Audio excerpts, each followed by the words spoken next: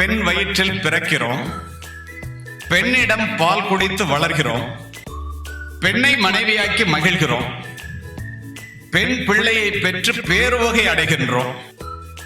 காதலிக்க பெண் வேண்டும், கட்டி அணைக்க பெண் வேண்டும், கட்டிலுக்கு பெண் வேண்டும், சுகம் கொடுக்க பெண் வேண்டும், சோறு சமைக்க பெண் வேண்டும், வீடு பெருக்க பெண் வேண்டும், கல்யாணம் செய்ய பெண் வேண்டும், குழந்தை பெற பெண் வேண்டும். ஆனால் குழந்தை மட்டும் ஆண் வேண்டும்.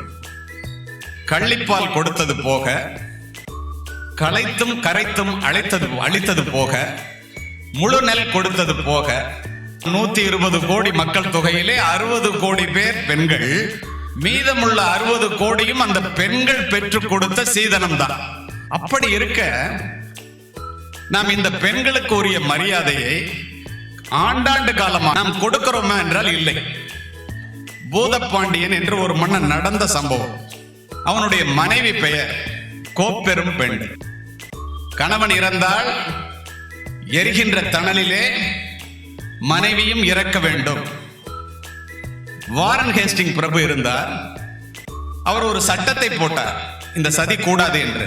இப்படி யாரேனும் கணவன் இறந்த போது கட்டாயப்படுத்தி புதைகுழியிலே நெருப்பிலே தள்ளப்பட்டாலும் சரி, அப்பொழுதுதான் உத்தமை பத்தினி என்று கதை சொல்லி அவளை இறக்க வைத்தாலும் சரி, அவளாகவே விழுந்தாலும் சரி, யாரெல்லாம் சுடுகாட்டுக்கு போறானோ அத்தனை பேரும் கொலை குற்றவாளி, எல்லாரும் தூக்கு தண்டனை சொன்னதுக்கு அப்புறம் தான் அது நின்னுச்சு. எப்படிப்பட்ட பெண்ணினுடைய வரலாறு கொடுமையானது பாருங்கள். இந்த பூதப்பாண்டியனுடைய மனைவி கோப்பெரும் பெண் பூதப்பாண்டியன் இறந்தவுடன் தீக்குளிப்பதற்காக தன்னை தயார் செய்து கொள்கிறாள். வேற எங்கும் நடக்கவில்லை நண்பர்களே. இந்தியாவில் நடந்ததை சொல்லுகின்றேன், தமிழிலே நடந்ததை சொல்லுகின்றேன், தமிழகத்திலே நடந்ததை சொல்லுகின்றேன். மெத்த படித்தவள் அவள். அது ஒன்றுதான் நமக்கு கிடைத்த உத்தமமான ஆதாரம், பெண் வாயிலிருந்தே பெண் கொடுமையை பற்றி. மந்திரிமார்கள் அத்தனை பேரும் சென்று, நீங்கள் பெரும் புலவர், படித்தவர், நீங்க போய் இந்த எரியிற தணல்ல விழக்கூடாதுன்னு மறிக்கிறான்.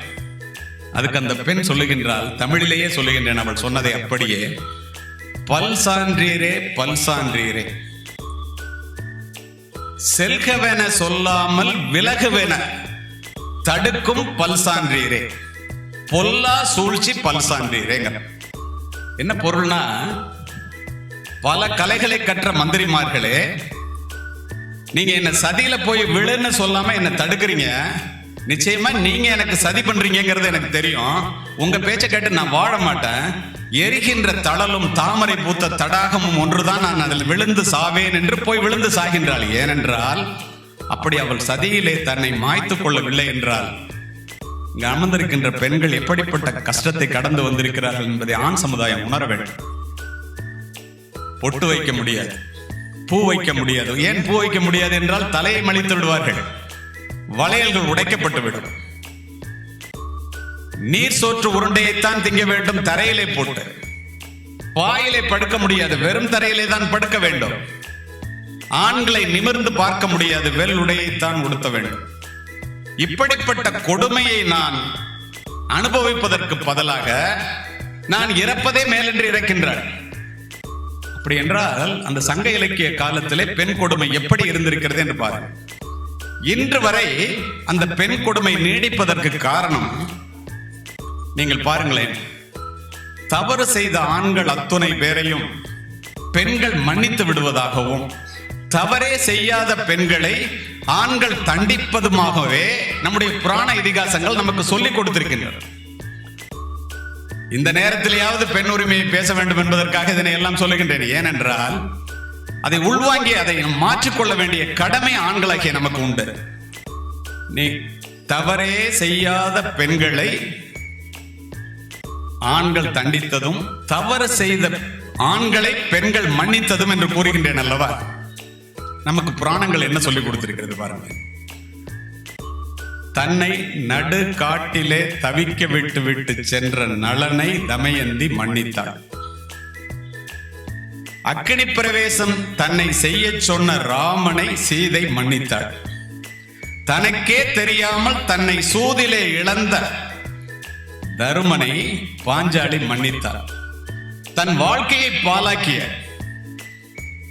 முற்றிலுமாக கெடுத்து ஒழித்து பாழாக்கிய கோவலனை கண்ணகி மன்னித்தாள். அதற்கு மாறாக தவறு செய்யாத பெண்களை ஆண்கள் கண்டித்ததையும் தண்டித்ததையும் பாருங்கள். ஜமதக்கினி என்று ஒரு முனிவர், அவருக்கு ரேணுகை என்ற ஒரு மனைவி, மிக அழகானவர். இவர் முனிவர். இருவருக்கும் பிறந்தவன் பரசுராமன், மிகப்பெரிய அறிவாளி, வில்லாளன், வாழ்வீச்சிலே மிகச் சிறந்தவன், பெரிய கலைகளை கற்றுத் தேர்ந்தவன். பரசுராமன் நீங்கள் அறிந்திருப்பீர்கள். இந்த ரேணுகை தண்ணீர் எடுப்பதற்காக ஆற்றுக்கரைக்கு செல்கின்றார். தண்ணீரிலே குனிந்து தண்ணீரை அள்ளும் போது வானத்திலே கந்தர்வன் போகின்றான். கந்தர்வனுடைய முகம் இந்த தெளிந்த நீரோடை போல, அப்ப தெளிந்த நீரோடையா இருந்திருக்கு தண்ணி, அதுல தெரியுது. இவ்வளவு அழகா ஒரு ஆண்மகனுக்கு என்று மனதில் நினைக்கின்றால். காரணம், இவள் பார்த்தது இவளுடைய கணவனான முனிவனான தன்னுடைய ஜமதக்கினி முனிவரை மட்டும்தான். இதை தன்னுடைய தவ வலிமையால் தெரிந்து கொண்ட ஜமதக்கினி முனிவர் பரசுராமனை அழைத்து, மகனை அழைத்து, உன் தாய் நெறி தவறி விட்டால் அவளுடைய தலையை துண்டாக்கி விடுங்க. அதிர்ந்து போன பரசுராமன், பெற்ற தாயை கொல்ல சொல்லுகிறானே, சொல்லுபவன் அப்பனாக இருக்கின்றானே என்று ஒரு நிமிடம் நிதானிக்கின்றான்.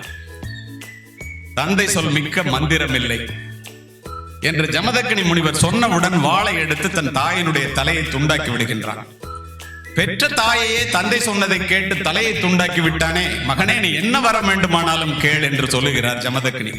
இறந்து போன என்னுடைய தாய் உயிர் பெற்று எழ வேண்டும், இந்த ஒரு வரம் தான் நான் உன்னிடம் கேட்பதில்லை. அதிர்ந்து போன ஜமதக்கினி முனிவர், இப்படி செய்து விட்டாயே மகனே என்று சொல்ல, தந்தை சொல் மிக்க மந்திரம் இல்லை என்று நீங்கள் சொல்லிக் கொடுத்ததை போல தாயில் சிறந்த கோவிலும் இல்லை என்று என் தாய் எனக்கு சொல்லிக் கொடுத்திருக்கிறாள். அவள் எந்த தவறும் செய்யவில்லை. இறந்து போன தாய் உயிர் பெறுகிறாள். கௌதம முனிவன் அகலிகை, அழகிய பெண்ணான அகலிகை மீது மையல் கொண்ட இந்திரன் இரவு 2 மணிக்கு சேவல் கூவுவதை போல சேவல் வடிவத்திலே வந்து கூவுகிறார். 4 மணிக்கு காலை கடன்களுக்காக கமண்டலத்தை எடுத்துக்கொண்டு ஆற்றுக்கு போக வேண்டிய கௌதம முனிவர் 2 மணிக்கே சேவல் கூவுகிறது என்று புறப்பட்டு போய்விடுகின்றார்.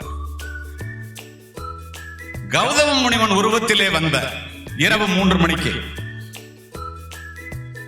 இந்திரன் அகலிகையை ஆட்கொள்ளுகிறார். பிறகுதான் தெரிகிறது வந்தவன் இந்திரன் என்று அவளுக்கு. கௌதம முனிவன் அகலிகையை கல்லாக்குகிறான்.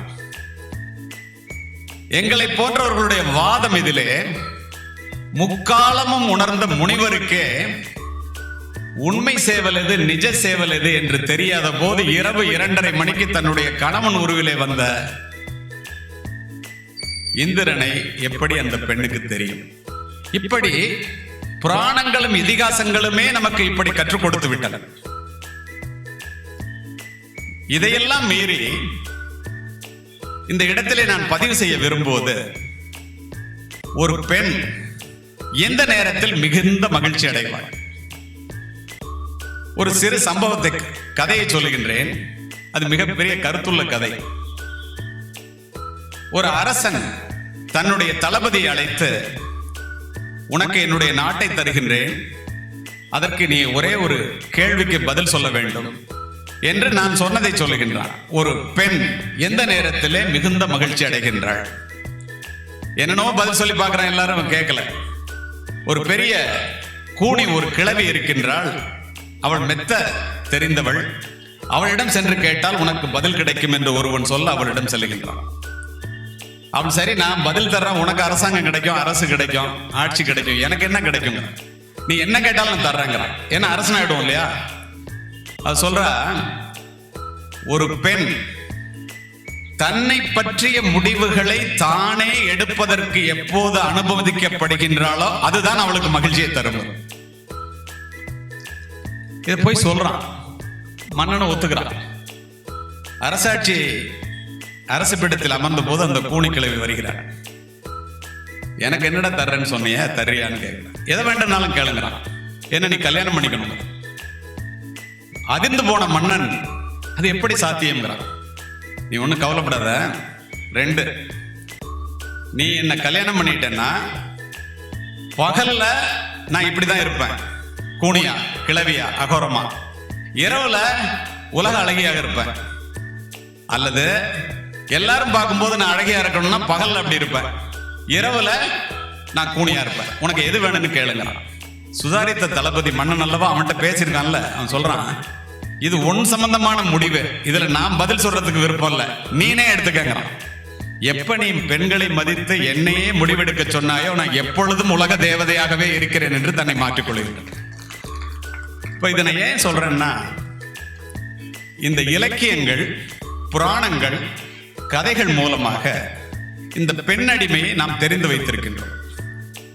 இப்போ இப்படிப்பட்ட இந்த பெண்கள் எப்படியெல்லாம் தியாகிகளாக இருந்திருக்கிறார்கள் என்பதை ஒரு சில சம்பவங்கள், உண்மை சம்பவங்கள் மூலமாக நான் உங்களுக்கு விளக்க விரும்புகிறேன்.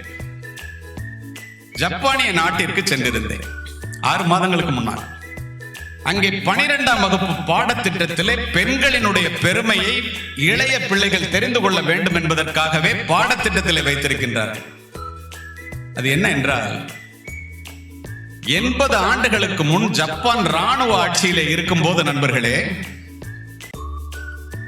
ராணுவ உடை அணிந்த கொள்ளைக்காரர்கள், தீவட்டி கொள்ளையர்கள் என்று சொல்லுவோமே நாம், அது போல திடீர் என்று கிராமங்களிலே புகுந்து கண்ணிலே படிக்கின்ற அத்தனை பேரையும் தலையை வெட்டிவிட்டு, தலையை துண்டித்து விட்டு கொள்ளையடிப்பதை ஜப்பான் நாட்டிலே பழக்கமாக வைத்திருந்த காலம் அது. அப்படிப்பட்டது ஒரு மாலை பொழுதிலே ஒரு தாய் 2 குழந்தைகளுக்கு சோறூட்டி கொண்டிருக்கின்றாள். பெண்களினுடைய பெருமையை புரிய வைப்பதற்காக இளைஞர்களுக்கு எப்படிப்பட்ட சம்பவத்தை பாடத்திட்டத்திலே ஜப்பானியர்கள் சேர்த்திருக்கிறார்கள் என்பதற்காக இதனை பதிவு செய்கின்றேன். அப்படி ஒரு மாலை பொழுதிலே ஒரு தாய் 2 குழந்தைகளுக்கு சோறூட்டி கொண்டிருக்கும் போது ராணுவ உடை அணிந்த கொள்ளைக்காரர்கள் குதிரையிலே கூட்டம் கூட்டமாக வருவதை பார்த்து எல்லோரும் எழுந்து மறைவிடத்தை நோக்கி ஓடுகிறார். இந்த தாய் 2 குழந்தையும் எடுத்து 2 இடுப்பிலே வைத்துக் கொண்டு ஓடுகிறார். குதிரையினுடைய குளம்படி சத்தம் மிக அருகாமையில் கேட்டவுடன் 3 பேரும் தப்பிக்க முடியாது என்ற நிலையிலே அந்த தாய், நடந்த சம்பவம், கதைகள் நினைச்சோம், 1 நிமிடம் நின்று நிதானித்து 2 குழந்தைகளினுடைய முகத்தையும் பார்த்துவிட்டு ஒரு குழந்தை இறக்கிவிட்டு ஒரு குழந்தையோடு போய் மறைவிடத்திலே சேர்க்கின்றனர். மறைவிடத்திலிருந்து திரும்பி பார்க்கின்றாள் நண்பர்களே. இறக்கிவிடப்பட்ட குழந்தையினுடைய தலை துண்டாக்கப்பட்டு குதிரையினுடைய காலடிப்பட்டு குழம்பி போகிறது. கதறுகிறாள், பதறுகிறாள். கொள்ளையடித்துக் கொண்டு கொள்ளைக்காரர்கள் போன பிறகு அந்த தாய் இறந்து போன குழந்தை பக்கத்திலே இன்னொரு குழந்தையை கையிலே அணைத்துக் கொண்டு கதறி கொண்டிருக்கின்ற இடத்திற்கு அத்தனை பேர் வருகின்றார். ஒரு முதியவர் கேட்கின்றார், எப்படி அம்மா, ஒரு தாய்க்கு 2 குழந்தைகளும் 2 கண்களைப் போல அல்லவா? 2 குழந்தைகளினுடைய முகத்தை பார்த்து விட்டு ஒரு குழந்தையை இறக்கி விட்டுட்டு ஒரு குழந்தையை காப்பாற்ற முன்னால் எப்படி முடிந்தது?